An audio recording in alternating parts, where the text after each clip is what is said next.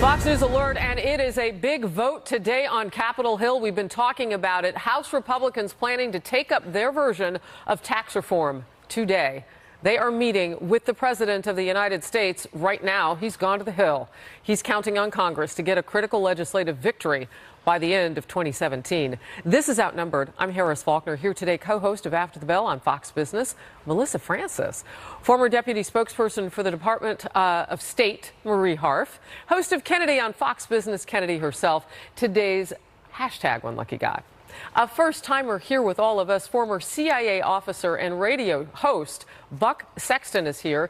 You're outnumbered, but you sat down, you said you feel right at home. Indeed. Thank you, ladies. I'm very, very comfortable on the couch. Great show you do here. Well, welcome to our house. Thank you very much. Thanks for being here. Let's move to the news. The House, speaking of which, expected to vote on tax reform today.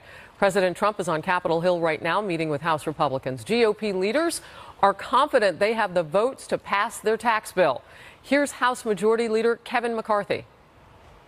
You're going to lower rates, eliminate the alternative minimum tax, close loopholes, and have more money in the individual's pockets. I think you got to be strong enough to defend that and move forward, and on the long run, you win. Not everyone's on board. It is politics, after all. At issue, the plan in the House is to erase tax deductions for state and local income and to cap local property tax deductions at $10,000. Representatives from high-tax states like New York and New Jersey are not thrilled with it. Their no votes likely would not be enough, though, to stop the bill from going forward. Congressman Peter King of New York says the legislation could hurt them in the midterms. This would give ammunition to Democrats to use against us. It will be unfair because we are leading the fight against it. But it puts us on defense. We're going into a campaign, and we're going to be on defense because of an issue raised by our own party. And that's the self-inflicted one.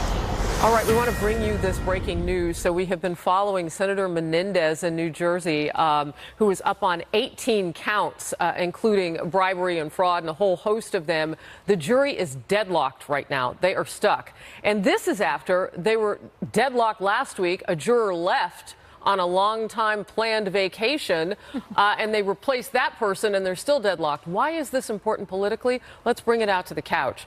So, Buck, where we are is the Democrats don't want to lose a voice among their senators at a critical time.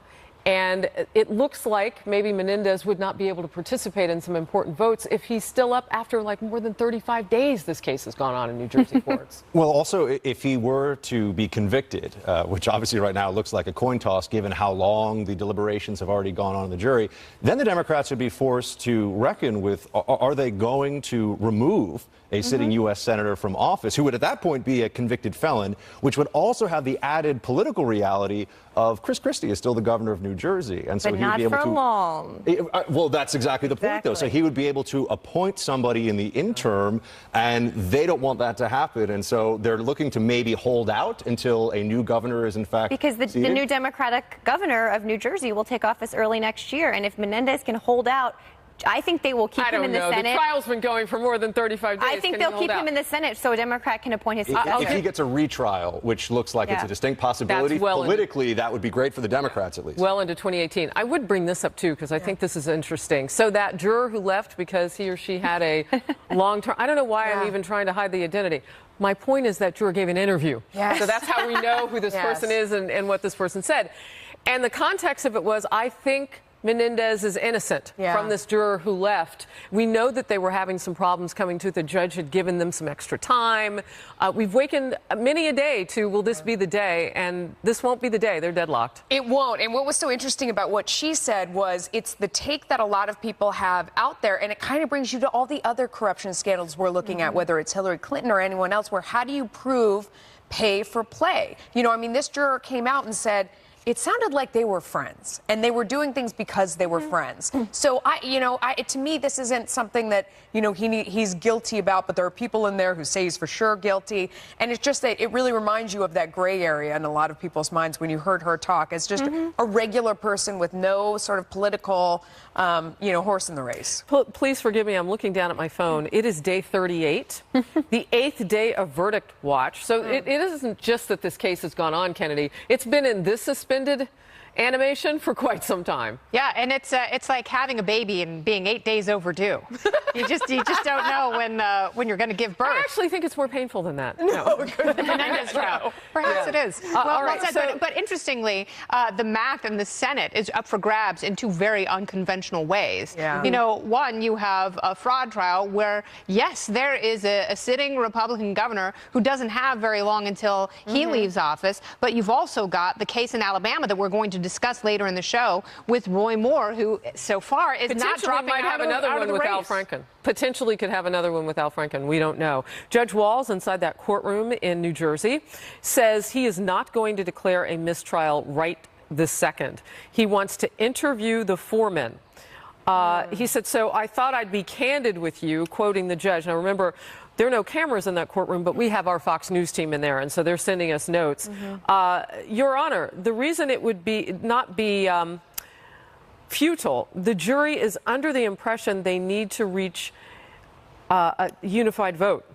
So they're going back and forth with defense, obviously, the judge. They're having a conversation about this in the courtroom. Do we know what they're hung up on? Yeah, well, they need to know if they have to be unanimous on all of the counts or if they can just go partial with the verdict. Of those 18. That's the big back and forth right now. And I will say that post Bob McDonnell, the former governor of Virginia, who was prosecuted at the federal level for way less than Menendez. I mean, Menendez was there were women being flown in from overseas. There was a $90 million Medicare scam at the heart of all this that's funding all this for him. True. It looks really bad, and it's amazing that there's not more coverage of this in the media. But post McDonnell, what is a quid pro quo? Because the standard was elevated by the Supreme Court there, and this is a case where they're kind of determining, well, what is the quid pro quo? Right, exactly. What's the punishment? I want to go to our reporter who's in the field, our correspondent David Lee Miller. I've been reading you some of the notes that are coming from that team. David Lee, tell us exactly what's happening. I left the courtroom just moments ago, Harris, and there was a note from the jury at about 11:30 this morning. The jury, in great detail, told the court that it is now deadlocked. The attorney for Robert Menendez told the court, quote, "We have a for real hung jury." The defense here is arguing that the judge should declare a mistrial. The prosecution, meanwhile, said that this new jury, and by that he means the jury that's been in place since Monday when an alternate was placed on it, has only been deliberating for 3 days, and that it's premature now to declare a mistrial. The judge was also asked by the prosecution to tell the jury that they can deliver a partial verdict. The judge said, based on the note, that doesn't seem like an instruction that would make any sense. The gap here is just too broad, too wide. There are too many disparate views. And he said essentially he was not going to order them to consider a partial verdict. At this point in time, the judge has indicated he now wants to interview the foreman of the jury to hear in the foreman's own words, apparently, that the jury is deadlocked.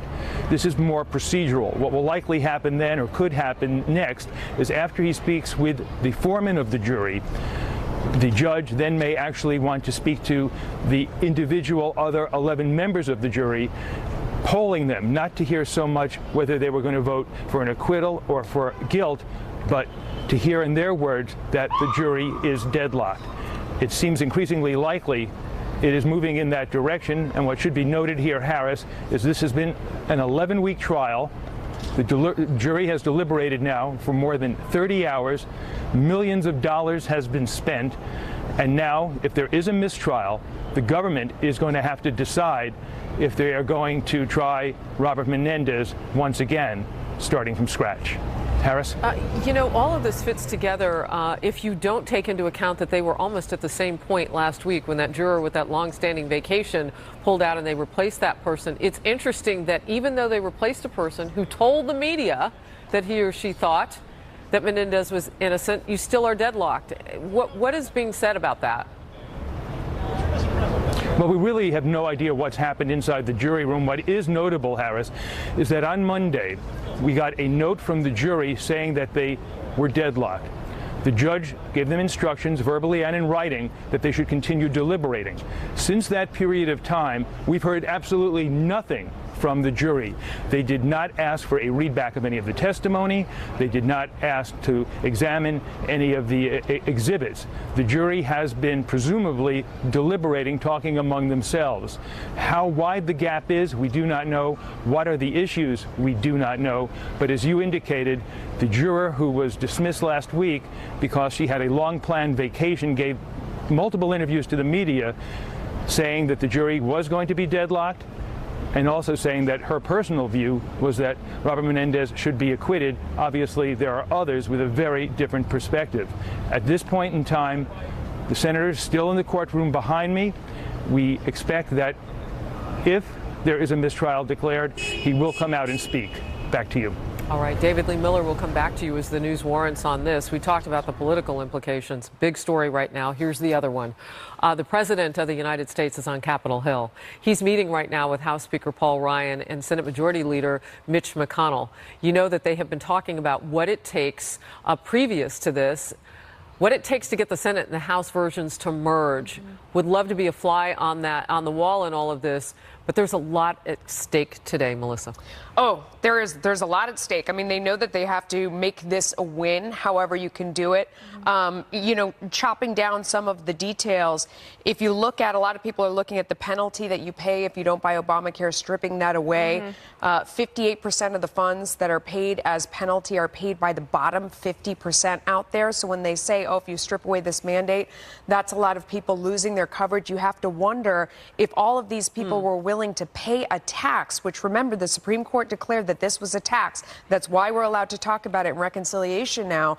But if those people believe that that was a tax and they'd rather pay it rather than going out and buying insurance that they don't want, can't use, can't afford, whatever it is, that you know, this seems like it could be a step in the right direction. Senator Thune told me yesterday, Finance Committee, they met before they began their whole hashing out and finishing their Senate version. He said yesterday that there were about 6.5 million people who were in the boat that you describe. And I said, well, then where are they going to get their health insurance? And he said, no, they're opting not to have it right now. But that's exactly right. And the money is going through the IRS. So yes, indeed, it's a tax. Yeah, no, absolutely. And the Supreme Court said it was a tax, and the IRS is the one that provided those numbers about who's paying the penalty. They slide this in, Kennedy. The House is not then, they've said that they don't have this in their version that they've already put up for a vote or going to put up for a vote.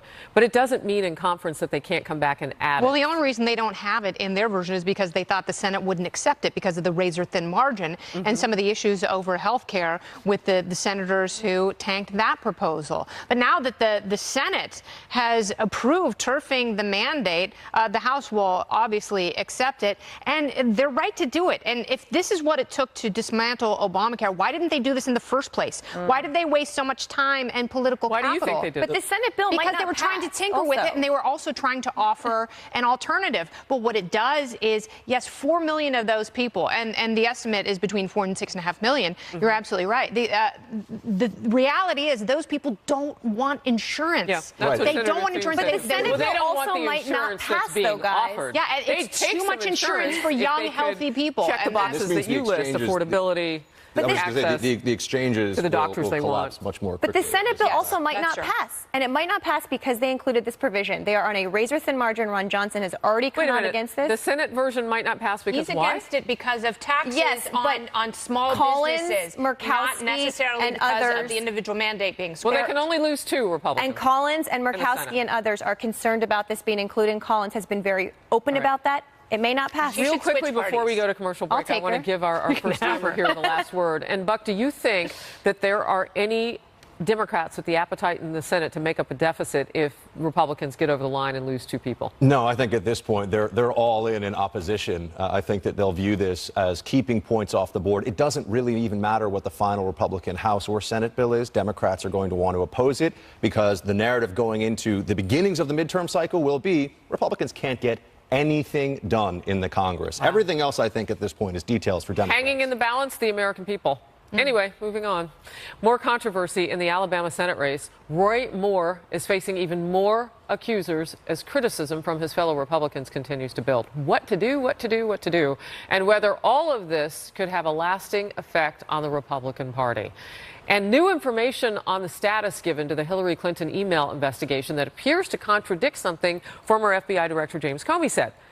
Hillary Clinton is speaking out amid calls for a special counsel to investigate all of the issues surrounding her. It will also send a terrible signal to our country and the world that somehow we are giving up on the kind of values that we used to live by.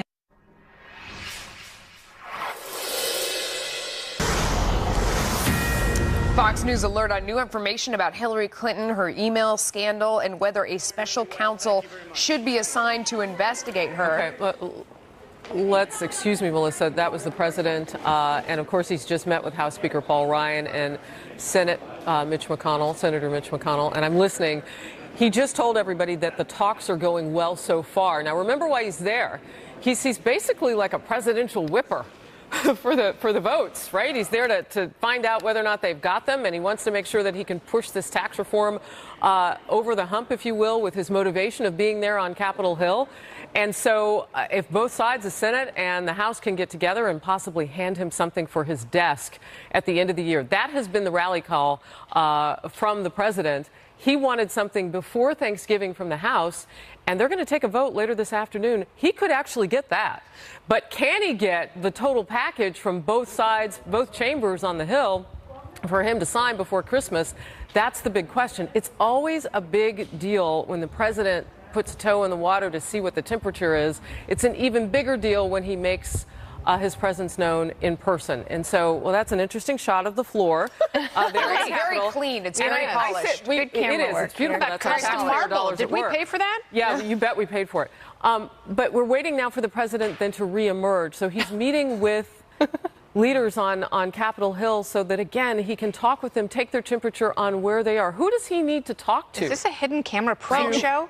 No, but who does he need to talk to, Buck, to make sure that those no's that are outstanding right now, he can maybe soften a little bit, maybe pull those over to a yes, or at least gauge, you know, who's having a problem with certain issues like salt? I think there are two components. Yeah, state and local, by the way, looms behind all of this, and that is a major. In the short term, I think Republicans may be thinking, oh, that's not sure. We can lose state and local because it affects mostly blue states. But longer term, I think there would be fallout from it. But in the meantime, can I pause you right there, because I do think that people may have a different understanding.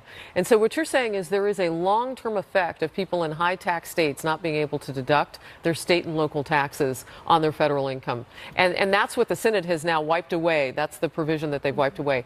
Tell us why that's important and what that long term looks like. Well, look, the state and local deduction has been something that's been around for a long time because a lot of the blue states that have it say that they contribute much more to the federal government than other states that are bigger recipients of federal largesse. But this is really just a political issue for the states that do have it. The representatives from them, people like Peter King, they're from states that they're Republicans, but they're from blue states, and they're going to say to themselves, hold on a second, we want to make sure this is out of it. But just on Trump and why he's speaking to everybody right now, I think that the optics of this are just that President Trump wants everyone to know that this is not on him, and the Congress has to know that it's not on him. No. Meaning, The House, wait, let me just finish. I disagree. Until they put something in front of him and he refuses to sign it, the criticism is on the Congress. No, but I think I want to go to Melissa because she's not in agreement. Yeah, right I disagree with you that it's on him. I think that he loves the role of deal maker. I think that he really wants to roll on. You said it was on him. No, I said it's not on him. Okay. So you agree? So we agree, actually. He wants to. Well, no, I do think he'll get blamed in the long run. I don't think that's why he's out here. Let me be clear. I disagree with you that that's why he's out here and that's why he's talking. I think he's out there not because he wants to wash his hands of it, but because he wants to get in deeper and he wants to make sure a deal is done and that he's willing to make some sort of deal happen in the box that we're in between what the House has put forward and the Senate has put forward. He's happy to agree in there somewhere. I think he will take the blame if it doesn't work. He doesn't take the blame. Absolutely not. Senate Republicans take the blame. Yep. They're the ones who are dropping the ball. Everyone gets blamed if it doesn't work. No, because the House is going to pass it. Absolutely. The House knows they have the votes. Kevin Brady has also done an about-face on the SALT deductions, and he is protecting those as much as he can. I think that there's still a deal to be made. But the point is, with the president visiting Capitol Hill, he didn't do enough of that on health care. That's right. And that's where he got some of the blame. He didn't do enough personal whipping. He sent Vice President Pence to do that, and it just wasn't enough. They also also realize how critical that FaceTime is with the president and how much impact and influence that can have on senators who are on the fence, like Ron Johnson, because I think there's a way. Susan Collins, you can totally write her off. Someone like Ron Johnson, I think he's making a strong stand because he has specific points that he wants to negotiate, and I think there's a deal to be had there. Well, to Buck's point, there are 17 Republican members of the House who represent districts in California, New Jersey, or New York. 17. Democrats only need to take 24 seats back to pick up the House. And I'm not saying all of those people are going to lose. But Peter King and his colleagues from these states are very concerned about this politically. You know, the congressional nonpartisan analyst just came out earlier today with more statistics that it'll raise taxes on families making between $10,000 and $75,000 over the next decade. This just came out right before we came on air. So there are some political challenges to marrying the two versions, to even getting this over the finish line in the Senate. I also think President Trump is probably talking to Mitch McConnell and Paul Ryan about the Roy Moore race. I think he has other business to figure out. He has other business to do up on the Hill. That's why there's the private meeting going on. Until the Congress presents President Trump with something to sign, and he fails to sign it, any criticism of Trump not getting, it's not really his legislative agenda in the sense that it's the legislature's. He's just pushing for it until they put something in front of him. And he goes, hashtag ditch Mitch. That's very popular. And Mitch McConnell will get the blame for this. And that's part of this Bannon-esque campaign. It's not even nuanced. They know who Steve Bannon is. They know that the president doesn't like Mitch McConnell. I was just going to say that going into the midterms, the narrative for Trump, absent that situation where he does not sign something put on his desk, I think it's quite clear. After the midterms, and then, by the way, if we might have a Democrat problem with them having control of one of the parts of Congress, but after the midterms, that would no longer work. In the meantime, though, I think that is what you'll hear, that unless Trump fails to sign major legislation, it's not on him. And I think that's fair, by the way. I want to tell everybody again, remind them what we're looking at so that they don't think that we're just sitting on this picture for no reason. It is because the President of the United States is on Capitol Hill right now, and he has just met with the two people that Marie Harf mentioned, House Speaker Paul Ryan and Senate Majority Leader Mitch McConnell. Of course, the Democrats are thirsty because they think that they are about to see a flipping in terms of bicameral leadership, if not only one chamber, maybe two, in the midterm elections. So I understand that's why you're watching this so closely. But we're all watching it because it's our money that they're fighting over right now and negotiating over. And it is a fight somewhat when you consider a couple of the sticking points are a yes or no type thing. I mean, you can massage the state and local taxes a little bit like the House has done and bring back a cap maybe on property taxes. But if it's a yes or a no on Obamacare mandate, if it's a yes or a no whether you have SALT deductions at all, I mean, that's not a massaging. Those are deal breakers for some. I think the SALT thing is a huge deal because theoretically, if you're a Republican, you have to support the idea that you can't allow these cities to have these huge budgets like New York City where they're just wasting money hand over fist. I mean, here they're spending 25% more under de Blasio in New York City than before, and everything is worse. I mean, homelessness is worse. There's more trash on the streets. The quality of living has gone down. You can't don't even mention the subway. Don't even mention the subway. You can't allow New Yorkers to deduct that. And I say this, and it's not in. I mean, this causes me so much pain. It's going to cost me personally money. This SALT thing, but you have to agree with the logic of it and the theory. Although I wonder. I mean, you quoted that people who make $10,000 are going to pay more between taxes. $10,000 and $75,000 over the next decade. People who make $10,000 don't pay any federal taxes across the country. But look, if you're running, I'm speaking politically.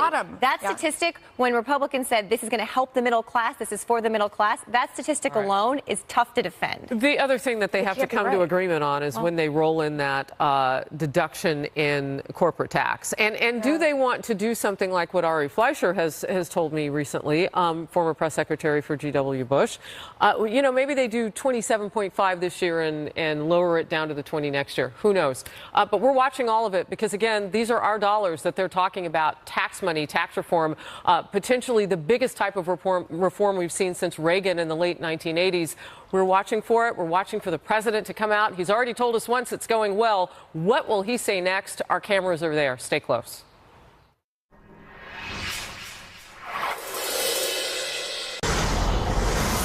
Fox News alert, bombshell new allegations against Democratic Senator Al Franken. That senator now accused of groping and kissing a woman without her consent. She was asleep. 11 years ago. Doug McElway is live in Washington with the latest. Doug. Hi, Harris. The accuser is Leanne Tweeden, a news anchor on KABC Radio's McIntyre in the Morning program. She's a former hostess at Hooters, a winner of the Venus International Model Search, and has done modeling work for Fredericks of Hollywood. She alleges that in December of 2006, during a USO tour, Al Franken, who was not yet then a senator, wrote a comedy skit for her and him that included lots of sexual innuendo. It also included a kiss. He allegedly asked her to rehearse the skit and the kiss. She replied, "This is not Saturday Night Live," and refused to include the kiss in the rehearsals. He allegedly persisted relentlessly, and she ultimately gave in. He came at me, and before I even knew it, he put his hand on the back of my head and came towards me and mashed his face against my mouth and stuck his tongue in my mouth. And, you know, I sort of pushed him back and I said, "Don't ever do that to me again." And I was so angry, and I walked out of there. She says the tour wrapped up on Christmas Eve. Exhausted, they boarded an Air Force C-17 for the trip home from Afghanistan. She says, quote, "I immediately fell asleep even though I was still wearing my flak vest and Kevlar helmet. It wasn't until I was back in the U.S. and looking through the CD of photos that we were given by the photographer that I saw this one." She alleges in this photograph that he groped me without my consent while I was asleep. I felt violated all over again, embarrassed, belittled, humiliated, she says. "How dare anyone grab my breast like this and think it's funny?" In a statement today, Senator Franken said, "I certainly don't remember the rehearsal for the skit in the same way, but I send my sincerest apologies to Leanne. As to the photo, it was clearly intended to be funny, but wasn't. I shouldn't have done it." There is, as of yet, no corroboration that Franken grabbed her breasts, which were covered by that Kevlar vest designed to stop bullets.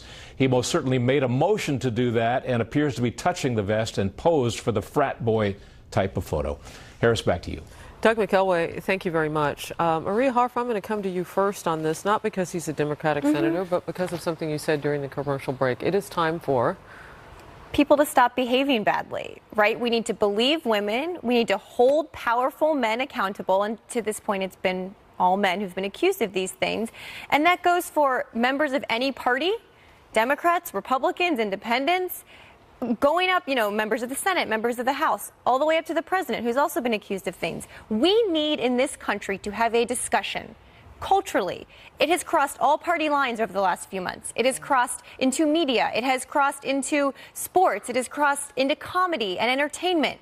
We've got a problem. We talk about this a lot, Harris, and we have to start believing people when they say this is happening and taking it seriously. You know, Kennedy, I'm looking back at, and Al Franken, I just want to set this straight, because people may wonder, well, was he a single guy? No, because he's been married since 1975 to the same woman, Franny.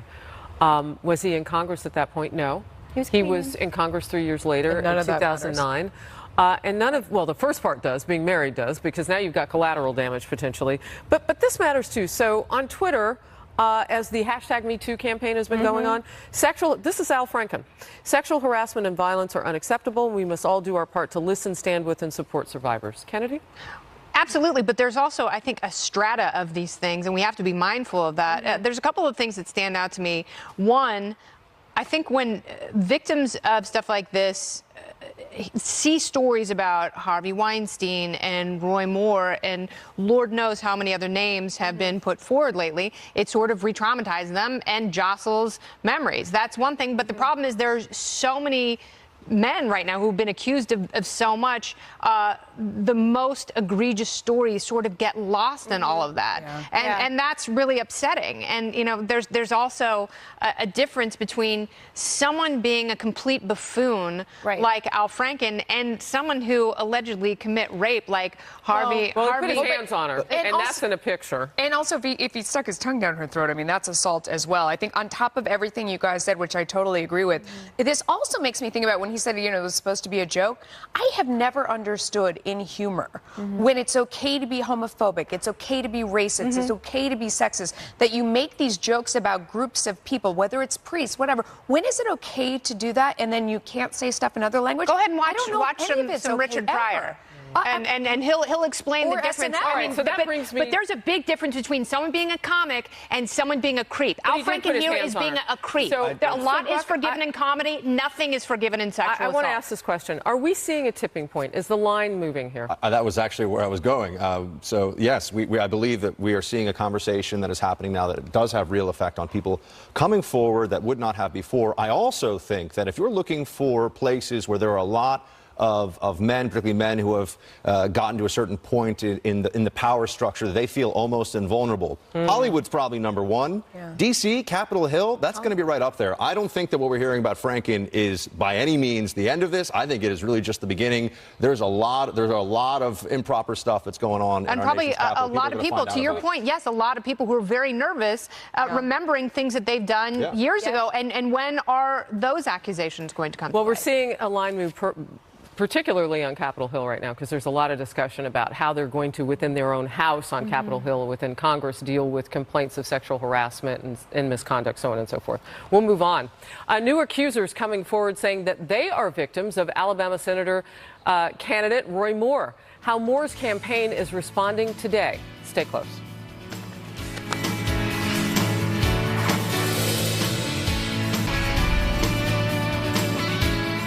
Fox News alert, more controversy in the hotly contested Alabama Senate race. Republican Roy Moore facing 3 more accusers alleging inappropriate behavior as his attorney demanding a handwriting analysis on the yearbook belonging to another of Moore's accusers. All this is the embattled candidate firing back on many fronts, releasing testimonials from a dozen women, reaffirming his character. And this tweet at the Senate Majority Leader who's declared Moore unfit for office. Dear Mitch McConnell, bring it on. But despite the denials and defiance, the pressure building on Moore from his fellow Republicans to step aside, South Carolina's Lindsey Graham says Moore's behavior was at a minimum creepy. And he's pleading for Alabama's Republican Party to do the right thing. He was on the no-fly list for a mall, which to me is pretty stunning. So it gives credibility to the allegations of these women. I'd like the Republican Party of Alabama to step up and fix this problem for the good of the state of Alabama and the country as a whole, and certainly for the Republican Party. And first daughter Ivanka Trump not holding back in an interview with the Associated Press, saying, quote, "There is a special place in hell for people who prey on children. I've yet to see a valid explanation, and I have no reason to doubt the victims' accounts." And just when you think you've heard it all in this race, we have this. Politico reporting that the GOP is thinking of asking Luther Strange to resign his Senate seat to trigger a new special election. Buck, I'll go to you because you have to be thinking that everyone is sitting behind the scenes with a plan for how are we going to salvage this since every vote counts. What do you think of this latest one? Well, I do a syndicated radio show during the week, and we have a lot of callers calling in from Alabama on this issue day in and day out. And here's what they're overwhelmingly saying about this. Let the people of Alabama vote on this issue. Let the people of Alabama choose their senator and adjudicate this through the political process. That is the way it is set up right now. There will never be legal due process here for the accused or the accusers. That's not. No one says this is going to go to trial. So then the moment you start introducing what are considered to be outsider plans to influence, even on the GOP side, I'm just saying there's a lot of pushback against that because it feels like the GOP, whether it's the GOP for the state of Alabama or the GOP taking orders from Mitch McConnell in D.C., is trying to muddy this thing up in a way that they shouldn't, trying to make it more complicated than it should be. Now, I'm not saying, I'm not an Alabama voter, but I do feel like they would like the opportunity to make this judgment call at the ballot box themselves. They don't want someone stepping in with a third-way plan. And they may end up electing a Democrat. Doug Jones has pulled within the margin of error, basically neck and neck now, with Roy Moore. And I think that's why you see the Republican Party. I think it's mostly because of electoral politics. They're looking at these other options. But Buck is right here. I don't think it will help the national establishment in the Republican Party, who already has problems with voters out in the country, to meddle. The Democrat could win this seat here. And look, a lot of people have said even if Doug Jones wins, he's the Democrat, and he's a very respectable candidate. Yeah. Whenever the election comes after this, the Republicans will likely take that back. So don't meddle. From a Republican perspective, long term, don't meddle in the process. A Democrat may win, but look, Roy Moore, going back to our previous segment, this is serious. serious. We need to believe these women are on the record. When you're having to defend a yearbook and go to handwriting analysis, you're losing the battle. I'll tell you, Louis Gohmert, representative in Texas, said he's been part as a legal representative of rape cases, sexual assault. He said 38 years are a long time to gather evidence. He said that it could take a very long time before they would ever get to an answer in the case. That's right. But at the end of the day, if Alabama makes the decision, Senator John McCain has said that he thinks he could lead a coalition to constitutionally make sure that Moore would not take his seat. Oh, come on. I mean, Republicans, Should there be a situation where it would be found that Roy Moore was guilty of something? And so McCain's idea is let Alabama choose and then let the Senate unseat. I don't, from what you're saying, Marie, and from what I think you're going to say, Kennedy, none of it really respects the voters' vote, but I don't know how. Well, it's also